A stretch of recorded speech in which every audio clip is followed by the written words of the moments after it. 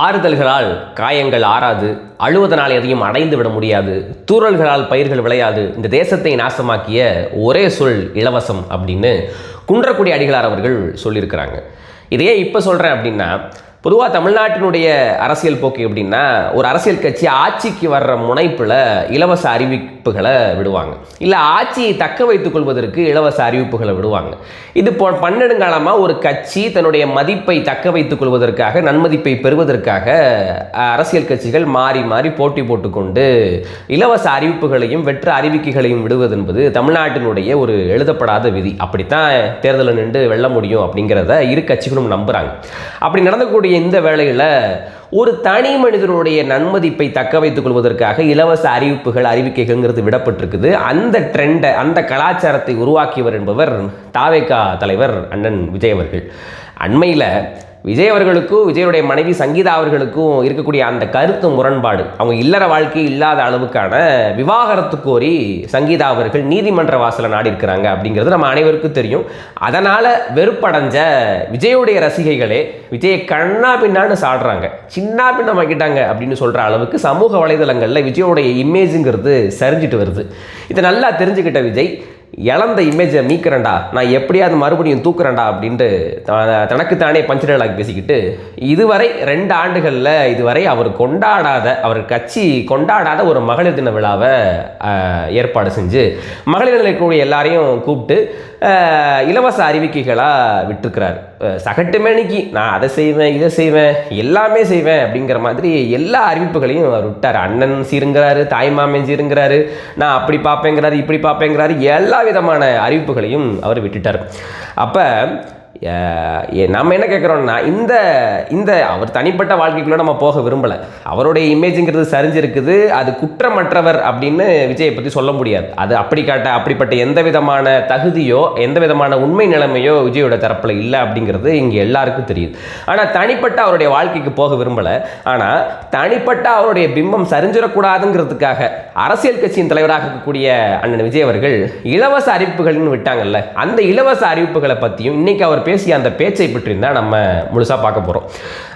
அது என்னென்னா, பேச்சுடைய ஆரம்பத்தில் ஒரு யானை கதை சொல்கிறார். அந்த யானை கதை எதுக்கு சொன்னார்ன்றது அவருக்கும் புரியலை, அங்கே கேட்டுட்டு இருக்கிற பல பேருக்கும் புரியலை. ஆனால் யானை கதையோட முடிவில் என்ன புரிஞ்சுது அப்படின்னா, யானைக்கு மெமரி பவர் ஜாஸ்தி அப்படிங்கிறார். அந்த மாதிரி தான் தமிழக மக்களும் ஒரு வாட்டி ஏமாந்த மாதிரி இன்னொரு வாட்டி ஏமாற மாட்டாங்க, தூக்கி அடிச்சிடுவாங்க அப்படிங்கிறார். கிட்டத்தட்ட விஜயோடைய நிலைமை அப்படித்தான். இனிமேல் தமிழக மக்கள் விஜயின் பக்கம் போய் ஏமாற மாட்டாங்கன்னு நினைக்கிறேன். ஆனால் எனக்கு என்ன சொல்ல தோணுதுன்னா, யானைக்கு மெமரி பவர் ஜாஸ்திங்கிறது எங்கள் எல்லாருக்கும் தெரியும். உங்களுக்கு இருக்கா அந்த மெமரி பவர் இருக்கா அப்படிங்கிற கேள்வியை தான் எங்களுக்கு கேட்க முடியுது. ஏன்னா எல்லாத்தையும் எழுதி வச்சு படிக்கிற ஒரு ஆள் மெமரி பவரை பற்றி இவ்வளோ நேரம் பேசி இவ்வளோ குட்டி கதை சொல்லி இது பண்ணுவாருங்கிறத நான் எதிர்பார்க்கல. சரி, அது போகட்டும். அதை தொடர்ந்து பேசி வர்ற விஜய், நான் மகளிர்களுக்கு நிறைய திட்டங்கள் அறிவிக்கிறேன் அப்படின்னு திட்டங்களுடைய ஆரம்பத்திலே விஜய் என்ன திட்டத்தை அறிவிக்கிறார் அப்படின்னா, மாதம் 2500 ரூபாய், 60 வயதை குறைந்திருக்கக்கூடிய மகளிர்களுக்கு மாதம் 2500 ரூபா நான் கொடுக்குறேன் அப்படிங்கிறாரு. அண்ணே, 60 வயதுக்கு உட்பட்ட மகளிர்கள் குறைஞ்சபட்சம் 2 கோடி பேர் தமிழ்நாட்டில் இருக்கிறாங்க. அந்த 2 கோடி பேருக்கு மாதம் 2500 ரூபாய் அப்படின்னா அதுவே ஏறத்தாழ ஒரு 5000 கோடி மாதத்துக்கு இலவசங்களாக நம்ம தூக்கி போடுறோம். அப்போ இலவசங்களை தூக்கி போய் 12 மாதம் ஒரு வருஷத்துக்கு 60,000 கோடிங்கிறது அதிலேயே செலவு செய்யப்படும். இலவசங்கள் அப்படிங்கிறது போதில் நம்ம என்ன சொல்கிறது, ஒரு நாட்டு கடனே வாங்க முடியாதுன்னு நான் சொல்ல வரல. ஒரு நாடு கண்டிப்பாக டெப்ட்ஸுங்கிறது இருக்கும், கடன்களுக்கு இருக்கும். ஆனால் அந்த கடனை வாங்கி நாம் என்ன செய்ய போகிறோம், எப்படி முதலீடு செய்ய போகிறோம், என்ன மாதிரி அந்த முதலீடை செஞ்சு எப்படி திரும்ப கொண்டு வர போகிறோங்கிறது தான் முக்கியம். 60,000 கோடியை ஆற்றுல போட்ட மாதிரி கீழே போட போகிற அண்ணன் விஜய் அவர்கள் தமிழகத்திற்கு எப்படி அந்த பொருளாதாரத்தை மீட்டு கொடுப்பாரு, அதற்கான என்ன திட்டங்களை வச்சிருக்கிறாரு அப்படிங்கிற கேள்வி எழுப்புனா விஜய் அவர்களுக்கே கூட பதில் தெரியாமல் போகலாம். அதனால் அது அவர்கள் நம்மகிட்ட கேட்க வேணாம். சரி, அதோட விட்டாரா அப்படின்னு பார்த்தா, அனைத்து பேருந்துகளிலும் கட்டணமின்றி பயணிக்கலாம் மகளிர்கள் அப்படின்னு சொல்லியிருக்கிறார். கட்டணமின்றினா இதுவரை பிங்க் பஸ்ஸில் மட்டும் தான் நீங்கள் போய்கிட்டு இருந்தீங்க, இனிமேல் அதெல்லாம் கவலைப்படாதீங்க, தமிழ்நாடு முழுக்க நீங்கள் எங்கே வேணா போங்க, எப்படி வேணா வாங்க, டோன்ட் கேர், டோன்ட் வரி அப்படின்ற மாதிரி அவர் சொல்லிட்டு எப்படி வேணா போங்க, எல்லாம் இலவசம் தான், அப்படி கட்டணமின்றி அப்படின்னு. பொதுவாக திராவிட கட்சிகள் இலவசங்களை அறிவிக்கும் போது என்ன சொன்னாங்க, விலையில்லா மடிக்கணினி, விலையில்லா சைக்கிள் அப்படிங்கிற வார்த்தையை பயன்படுத்துவாங்க. அது நம்ம தொடர்ந்து கேட்குறோம், எங்களுக்கு விலையில்லாமல் கொடுக்குறீங்க, சரி உங்களுக்கு விலையில்லாமல் வந்ததா அப்படின்னு. அந்த மாதிரி இவர் புதுசாக ஒரு வார்த்தை இலவசங்கள் அப்படின்னு சொல்ல முடியாதுங்கிறதுனால என்ன சொல்கிறார் அப்படின்னா கட்டணமின்றி அப்படிங்கிற வார்த்தையை பயன்படுத்துகிறாரு. கட்டணமின்றி எங்கே வேணால் போங்க, எங்கே வேணால் வாங்க அப்படின்னா என்ன சொல்கிறது? அப்போ டிரைவர் கண்டக்டருக்குலாம் எப்படி சம்பளம் போடுறது, புதுசாக எப்படி பஸ் வாங்குறது, அந்த பஸ்ஸை எப்படி பராமரிக்கிறது, இல்லை அதுக்கு எப்படி டீசல் போடுறது, இந்த செலவினங்கள்லாம் எப்படி பார்க்குறது, சரி இந்த செலவினங்களை வேறு ஏதாவது ஒரு வருவாயின் மூலமாக ஈடுகட்டலாம் அப்படின்ட்டு அப்படி என்ன வருவாய் மாற்று வருவாய் பெருக்கத்தை நீங்கள் வச்சுருக்கிறீங்க அப்படின்னு விஜய் அவர்கள்ட்ட கேட்டால் அவர்கிட்ட பதில் இருக்காது. சரி, அது முடிஞ்சிச்சு. சரி, அடுத்து என்ன சொல்ல போகிறார் அப்படின்ட்டா அன்னபூர்ணி சூப்பர் 6 அப்படின்னார். ஏதோ ஐபிஎல் நடத்த போடுற மாதிரி, சூப்பர் ஓவர் போடுற மாதிரி ஒரு அன்னபூர்ணி. என்னடா அன்னபூர்ணினா ஹோட்டல் பேராக இருக்குது, என்ன பண்ண போகிறார் இவர்? அன்னபூர்ணி ஏதாவது ஹோட்டலில் வாங்கி ஏதாவது மகளிர்களுக்கு கொடுத்து புதுசாக ஹோட்டல் நடத்த சொல்ல போகிறாரா? என்ன பண்ண போகிறார் அண்ணன் அப்படின்னு பார்த்தா இந்த அன்னபூர்ணி சூப்பர் 6ல் வருடம் 6 சிலிண்டர் நாங்கள் ஃப்ரீயாக தரோம், நீங்கள் மகளிர்கள் பயன்படுத்திக்கலாம், அதுக்கப்புறமா தான் உங்களுக்கு கட்டணம் அப்படிங்கிறாரு. 6 சிலிண்டர், ஒரு சராசரியாக ஒரு குடும்பத்துக்கு தேவையானது ஒரு 40 நாட்களுக்கு ஒரு வாட்டி ஒரு சிலிண்டர் காலியாகுது அப்படின்னா ஏறத்தாழ ஒரு 10 சிலிண்டர் 9 சிலிண்டர் ஒரு வீட்டுக்கு தேவைப்படும். அதில் 6 சிலிண்டரை நான் கொடுத்துட்றேன் அப்படிங்கிற மாதிரியான ஒரு அறிவிப்பை விட்டுருக்கிறார். சரி, என்ன நினச்சி செஞ்சாரோ தெரியல, ஆட்சிக்கு வந்தால் தானே, அதனால் நம்ம இப்போ ஏதாவது ஒன்று பண்ணி நம்ம அதை அப்படியே அதை சரி கட்டி கொண்டு போவோம் அப்படின்னு சொல்லி விட்டாரா என்னன்னு தெரியல. தொடர்ந்து இது மாதிரியான இலவச அறிவிப்புகள் இல்லைன்னா அண்ணன் சீர்திட்டம் அப்படிங்கிறார். ஆரம்பத்தில் இலவசங்களை பற்றி சொல்லும்போது அவர் சொன்னார், இலவசங்களை கொடுக்கக்கூடாதுன்னு சில பேர் சொல்கிறாங்க, மக்களுடைய பணத்தை மக்களுக்கே கொடுக்கறது அப்படிங்கிறது எப்படி இலவசமாகும், அதையே எல்லாரும் ஏளனமாக பேசுகிறாங்க, எள்ளி நகையாடுறாங்க அப்படின்னு அறச்சீற்றம் கொண்டார் விஜய். அப்படிப்பட்ட அறச்சீற்றம் கொண்ட விஜய் மக்களின் பணத்தை மக்களுக்கே கொடுக்கறதுக்கு பேர் அண்ணன் சீருன்னு வச்சுக்கிறார். அதை ஏன் வைக்கிறீங்க? அண்ணன் சீர்னு மக்கள் பணத்தை தானே மக்களுக்கு தெரியுங்க, உங்கள் பாயிண்ட் ஆஃப் வியூ வச்சுக்கிட்டு அதை ஏன் அண்ணன் சீர்னு வச்சுருக்கீங்க அப்படிங்கிற கேள்வியை நம்ம எழுப்ப வேண்டியது இருக்குது. அதன் மூலமாக சில விஷயங்கள்லாம் சொல்கிறார். நாம் 8 கிராம் 1 பவுன் தங்கத்தை நம்ம குழந்தைகளுக்கு கொடுப்போம், அந்த மாதிரியான சில அறிவிப்புகளை அவர் விடுறாரு. இது தொடர்ந்து காமராஜர் கல்வி உறுதி திட்டம், அது என்னென்னா வருடம் 15,000 ரூபாய் குழந்தைகளை படிக்க வைக்கக்கூடிய பெற்றோர்களுக்கு அவருடைய பாதுகாவலர்களுக்கு நாங்கள் கொடுப்போம் அப்படிங்கிறாரு.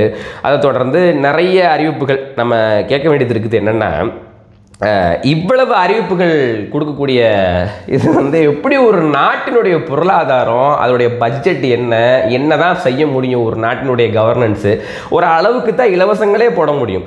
ஏற்கனவே திமுகவுடைய அரசாங்கம் இல்லை அதிமுகவுடைய அரசாங்கம் அந்த விடப்பட்ட இலவச அறிவிக்கைகள், அதன் மூலமாக நடந்த பொருளாதார சீர்கேடு, ஆண்டுக்கு 10 லட்சம் கோடி கடன். இது திமுகவினுடைய அரசாங்கம் இப்போ தமிழ்நாட்டுக்கு 10 லட்சம் கோடி கடனை விட்டுட்டு போயிருக்கு. இந்த 10 லட்சம் கோடி கடனை செலுத்துறதுக்கான ஏதாவது ஒரு திட்டமோ இல்லை மாற்று வருவாய் பெருக்கத்துக்கு உண்டு செய்யக்கூடிய ஏதாவது ஒரு திட்டத்தையோ அண்ணன் விஜய் அவர்கள் சொல்லியிருந்தாங்க அப்படின்னா நம்மளுமே பாராட்டலாம். சரி, உண்மையிலேயே நல்ல கருத்தை சொல்கிறான்டா இந்த மனுஷன் அப்படின்னு சொல்லி பாராட்டலாம். ஆனால் வெறுமனே இலவச திட்டங்களை மட்டுமே சொல்லிட்டு இருக்கிற இவர் என்னன்னா ஒரு இதில் தான் சொல்கிறாரு, நான் 8 கிராம் தங்கத்தை தமிழ்நாட்டில் பிறக்கக்கூடிய ஒவ்வொரு குழந்தைகளுக்கும் கொடுப்பேன் அப்படின்னா என்ன கணக்கில் சொல்கிறாருன்னு தெரியல. இப்போ ஒரு 2025 கணக்குப்படி தமிழ்நாட்டில் பிறக்கிற ஒரு குழந்தைகளுடைய எண்ணிக்கை 9 லட்சம் குழந்தைகள் ஆண்டுக்கு பிறக்குது. 9 லட்சம் குழந்தைகளுக்கு நீங்கள் 8 கிராம் தங்கம் கொடுத்தீங்க அப்படின்ட்டா ஆண்டுடைய முடிவில் 7200 கிலோ தங்கம் மட்டுமே கொடுக்க வேண்டியது வரும். இந்தியாவினுடைய ரிசர்வ் பங்கில் இருக்கக்கூடிய மொத்த தங்கத்தினுடைய இருப்பே 862 டன்னு தான் அப்படின்றத சொல்கிறாங்க. 8.6 டன்னு ஏதோ ஒரு கணக்கு சொல்கிறாங்க. அப்போ இதுலேருந்து என்ன புரிஞ்சுக்க முடியுது அப்படின்னா தமிழ்நாட்டை பார்த்து வட இந்தியாவில் இருக்கக்கூடியவர்களும் இல்லை இந்தியா முழுக்க இருக்கக்கூடிய மற்ற மாநிலங்களும் நாங்களும் பிறந்த குழந்தைங்களுக்கு தங்கம் தருவோம் அப்படின்னு சொன்னாங்கன்னா ஓரிரு ஆண்டுகள்லேயே ரிசர்வ் பேங்க் வச்சிருக்கக்கூடிய அந்த இருப்பு தங்கத்தையே மிஞ்சும் அளவுக்கு இலவசங்களை கொடுக்க வேண்டியது இருக்கும். அப்படி கொடுக்குற பட்சத்தில் எப்படி பொருளாதார அந்த நெருக்கடியை ஒரு நாடு சந்திக்காமல் இருக்கும்? இதெல்லாம் உணர்ந்து தான் பேசுகிறாரா விஜய், இல்லை வெறுமனே வெற்ற அறிவிக்கையா? ஏற்கனவே கூட்டணி கட்சியை நம்பி பல பேர் நம்ம கூட்டணிக்கு வருவாங்க, அவங்கள நம்ம ஆட்சியிலும் மங்கு அதிகாரத்திலும் மங்கு ஆட்சியிலையும் மங்கு அதிகாரத்திலையும் மங்கு இப்படி ஏதாவது ஒரு வடை சுட்டு கூட்டணி கட்சியினுடைய பலத்தில் ஏதாவது ஒரு அரசியலில் ஏதாவது ஒரு பதவியை நம்ம பிடிச்சிடலாம் அப்படின்னு நம்பிக்கிட்டு இருந்த விஜய் இப்போ எந்த கூட்டணி கட்சிகளும் அவரை நம்பி வரலை. அரசியலில் தனித்து விடப்பட்ட அனாதையான விஜய் என்ன செஞ்சார் அப்படின்னா இலவசங்களை அறிவித்து இதன் மூலமாக மக்களுடைய வாக்கை பெற்றுவிட முடியும் அப்படின்னு நினைக்கிறாங்க அப்படின்றத நம்ம புரிஞ்சு கொள்ள முடியுது.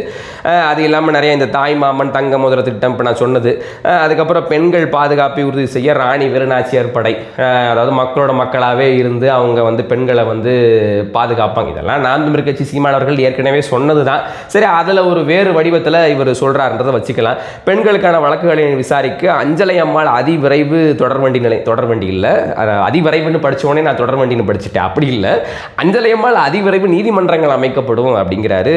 எப்படின்னா ரொம்ப மகளிர்களுக்கு எதிரான குற்றம், ஜீரோ டாலரன்ஸ் அகெயின்ஸ்ட் உமன் வயலன்ஸ்ன்றார். மகளிர்களுக்கு எதிரான குற்றங்களை வந்து ஒருபோதும் அரசாங்கம் சகிச்சிக்க முடியாது, ஜீரோ டாலரன்ஸ், நாம வந்து உடனே அவங்களுக்கு தண்டனை கொடுப்போம் அப்படின்டா உண்மையிலேயே அப்படி ஒரு சட்டம் வரவேற்கத்தக்கது. அப்படி ஒரு சட்டம் உண்மையிலேயே தமிழ்நாட்டில் நடைமுறைக்கு வந்துச்சுன்னா முதல்ல தூக்கி உள்ள வைக்க போகிறது அண்ணன் விஜய் அவர்களை தான். ஏன்னா நீதிமன்றத்தில் 1க்கு 2 தடவை விஜயின் மீது குற்றச்சாட்டு வச்சு மன ரீதியாக உடல் ரீதியாக என்னை துன்புறுத்துறாரு விஜய் அப்படின்னு சொல்லி நீதிமன்றத்தை நாடி இருக்கிறது, விஜய்க்கு எதிராக நீதிமன்றத்தை நாடி இருக்கிறது அவருடைய மனைவி தான். அப்படி உண்மையிலேயே இந்த சட்டங்கள் வந்துச்சுன்னா அதுவும் விஜய்க்கு எதிராக தான் முடியும் அப்படிங்கிறத இங்கே அவருடைய கவனத்துக்கு நான் எத்தி வைக்கிறேன். இது மாதிரி நிறைய ரேஷன் கடைகள், பள்ளி கல்லூரிகளில் பெண்களுக்கு விலையில்லா நாப்கின் கொடுக்கப்படும், சிங்கப்பெண்கள் மேம்பாட்டு திட்டம், சுய உதவி குழுக்களுக்கு 100% மானியம் அப்படின்னு இதுவரை எந்த கட்சிகளும் அறிவிக்காத அளவுக்கு இலவச அறிவிப்புகளாக வாரி தள்ளியிருக்கிறாப்புல. ஐயோ பார், வள்ளல் பரம்பரைடா, எப்படி பித்தளையா அள்ளி போடுறாங்க பாரு அப்படின்னு சொல்கிற மாதிரி அறிவிச்சு தள்ளியிருக்காப்புல.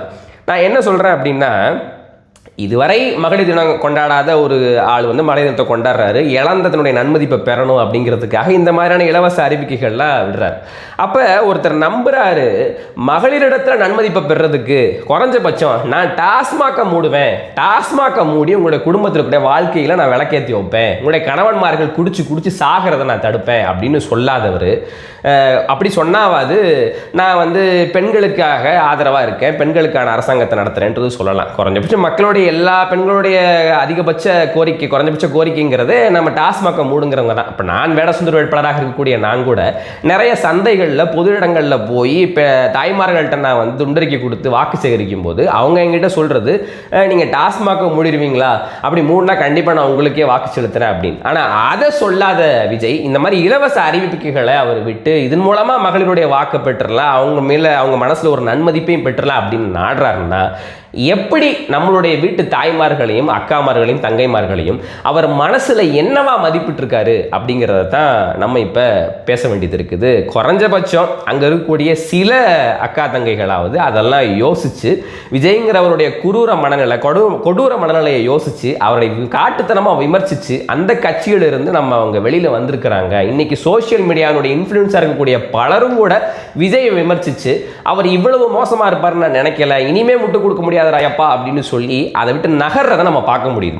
ஆனால் அங்கே இருக்கக்கூடிய சில பெண்கள் வந்து இன்னும் விஜய்க்கு முட்டு கொடுத்து இன்னும் விஜய் தான் முதலமைச்சர் ஆக்குவோம், விஜய் அண்ணா மாதிரி வராது அப்படின்னு சொல்றதன் விளைவு என்ன ஆகுது அப்படின்னா, இந்த மாதிரியான ஆட்களுடைய மனதை கவர்வதற்கும் அவருடைய வாக்கை பெறுவதற்கும் இந்த அறிவிப்புகள், இந்த திட்டத்தை, இந்த பணம் தள்ளி போடுறது, தங்க தள்ளி போடுறது, காசு தள்ளி போடுறது, இதன் மூலமாகவே நம்ம வந்து இதனுடைய வாக்கை பெற்றுக்கொள்ளலான்னு ஒரு அரசியல் கட்சி நம்புது, ஒரு அரசியல் கட்சியினுடைய தலைவர் நம்புறாருங்கிறது பெண்கள் மத்தியில் இல்லை பெண்களை வந்து அவர் என்ன மாதிரி கருதுறாரு, அவருடைய மனசில் பெண்களை என்னவா தான் நினச்சிட்டு இருக்கிறாரு அப்படிங்கிறத தான் நம்ம இப்போ சிந்திக்க வேண்டியது இருக்குது.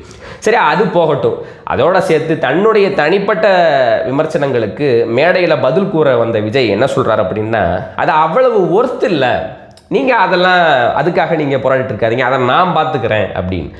எப்படி தமிழ்நாட்டில் இவ்வளவு பிரச்சனைகள் வருது, ஆசிரியர்கள் போராட்டம், தூய்மை பணியாளர்கள் போராட்டம், விஓக்களுடைய போராட்டம், இல்லை இந்த மாதிரி பன்னெடுங்காலமாக பல பேர் போராடிக்கிட்டு இருக்கிறாங்க. அந்த போராட்டங்களுக்கெல்லாம் போய் அதுக்கெல்லாம் நீங்கள் போராடாதீங்க, நான் பார்த்துக்கிறேன், நான் உங்களோட சேர்ந்து போராடுறேன் அப்படின்லாம் சொல்லாத விஜய், கரூர் மரணத்தில் 41 பேர் இறந்து போனதுக்கு அப்புறமாவும் கூட, விஜயை பார்க்க வந்து 41 பேர் இறந்து போன அப்புறமும் கூட அவர்களை போய் நேரில் சந்தித்து நேராகவே போய் பணத்தை பார்வையிட்டு உடலை பார்வையிட்டு அந்த குடும்பத்துக்கு ஆறுதல் சொல்லி நீங்கள் ஒன்றும் கவலைப்படாதீங்க அப்படின்லாம் சொல்லாத விஜய் அவங்களையும் அழைச்சி தான் ஆறுதல் சொன்னார்.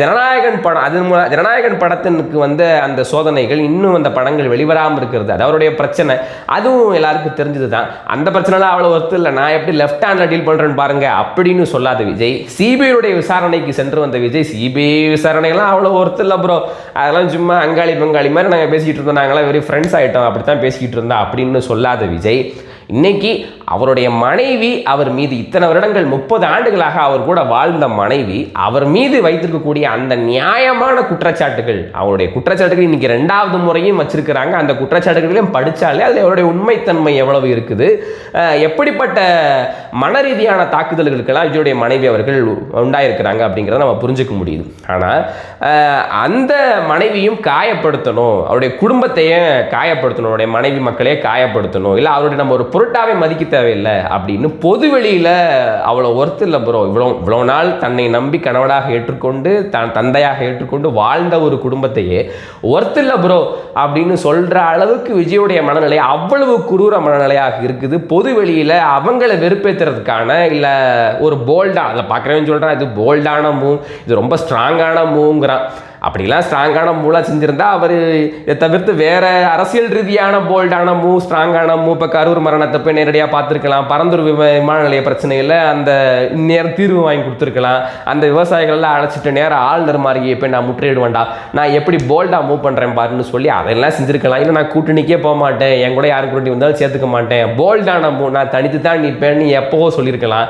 அதிலலாம் போல்டு மூவ் காட்டாத விஜய் அவர்கள் இன்னைக்கு தன்னுடைய மனைவியின் மீது இவ்வளவு கோரமான தாக்குதல்களை வச்சு ஒருத்தர் இதெல்லாம் நீங்கள் கண்டுக்காதீங்க அப்படின்னு அவர் சொல்கிறதுக்கும் அதுக்கு அந்த சபையில் இருந்த மகளிர்கள்லாம் ஆர்ப்பரிக்கிறதுங்கிறது உண்மையிலேயே பார்க்கும்போது பெரிய ஒரு மனவேதனையாக தான் உண்டு பண்ணுது. இது தமிழ்நாட்டினுடைய ஒரு நாசகார கூட்டம், இப்படி ஒரு கூட்டம் வந்து இருக்கவே இவ்வளவு தற்கூரி கூட்டங்கள் தமிழகத்திலும் இருக்குதா அப்படின்னு விஜய் அவர்கள் தான் நமக்கே தெரியப்படுத்திருக்கிறாங்க அப்படிங்கிறதான் இப்போ நம்ம சொல்ல தோணுது. ஒரு தோற்றுப்போன சமுதாயத்தில் தேவையற்ற கருத்துக்கள், அவசியமற்ற செய்திகள் தான் தலைப்புச் செய்திகளாக இருக்கும் அப்படின்னு அறிஞர் பெருமக்கள் சொல்வது போல இன்னைக்கு இது எவ்வளவு தோற்றுப்போன சமுதாயம் இருக்குது அப்படின்னா இங்கே குரூர மனநிலை கொண்டவர்களும் தனிப்பட்ட மனித வாழ்க்கையில் ஒழுக்கம் இல்லாதவர்களும் அரசியல் கட்சியை நடத்துவதற்கும் இல்லை ஆட்சி செலுத்துவதற்கோ தார்மீக உரிமையோ கடமையோ தகுதியோ திறமையோ எதுவும் இல்லாதவர்களும் தான் இங்கே அரசியலில் மேலோங்கக்கூடிய இல்லை அவர்களுக்காக ஒரு கூட்டமாக ஆள் சேர்ந்து ஆர்ப்பரிக்கக்கூடிய ஒரு நிலைமை தமிழகத்தில் இருக்குதுன்னு சொன்னால், இப்படிப்பட்ட தமிழ்நாட்டில் வந்து நம்மளும் பொது வழியில் வந்து இன்றைக்கி ஒரு அரசியல் கட்சியில் இயங்குகிறோம், இல்லை நம்ம வந்து இப்படி இவர்களெல்லாம் நம்பி இன்றைக்கி நம்ம அரசியல் கட்சியில் அரசியல் வாழ்வில் இல்லை அரசியல் இதில் ஒரு தேர்தலில் பங்கேற்று அவர்களை நம்பி தான் நம்ம நிற்கிறோம் அப்படின்னு நினைக்கும் போது உண்மையிலே என்ன சொல்லுது, இப்படியா இந்த மக்களுக்காகவா நம்ம இப்படியெல்லாம் செந்தமிழன் சீமானவர்கள் போராடுறாங்க, நாம் தமிழர் கட்சின்னு ஒன்று இயங்குது அப்படிங்கிறது ரொம்ப ஒரு மன வேதனையை தான் வர வைக்குது. தமிழ்நாட்டினுடைய இந்த சாபம் திமுக, அதிமுக, காங்கிரஸ், பாஜக இவையெல்லாம் ஒழித்தால் மட்டும் பத்தாது, தாவேக்காவையும் ஒழித்தால் தான் தமிழ்நாட்டினுடைய சாபம் நீங்கும்.